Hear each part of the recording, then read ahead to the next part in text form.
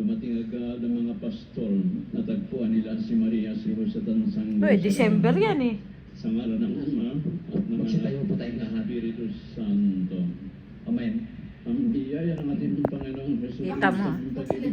Oh, Parents talaga dyan. That's not parents. That's Tito Boy. Kaya nga, hindi na pwede si daddy. So what is it? Why are they there? Ganyan talaga dun. What do they do? Di dyan sila. Kahit sa upuan, sa pagkain, iba ang reception ng parents. Tingnan mo, ha? Diyos na makapangyarihan sa inyo mga kapatid, sapagkat ako nagkasalan sa isip, sa wikat, sa gawa, sa aking pagkukulang. Dahil sa akin, sala sa akin, pinakamalaping sala.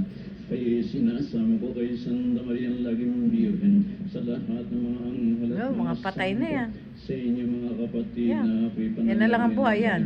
Ninang Dolores. Ewan ko to kung buhay pa. Did you tell them what to wear? Yeah. Hindi, ang mga ninang, usually sa Pilipinas, Amen. ganyan talaga ang kulay. Ngayon, kung ano na yung kulay nung di ba? Kung ano na ang kulay motif. Sa Pilipinas, ay pwedeng yung kung ano yung motif, tsaka ganyan.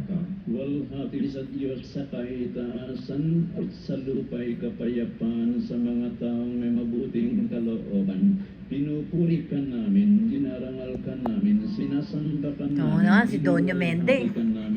Tsaka si Doña Guring. Dahil sa dakilang mong kalwalatian. Oo, ganyan dapat. No, they don't. I don't think you sit in the front. Not on the front, but we sit beside each other. Oh, really? I thought it was separate. Diyos anak ng Ama, kung na nag-aalis sa mga kasalanan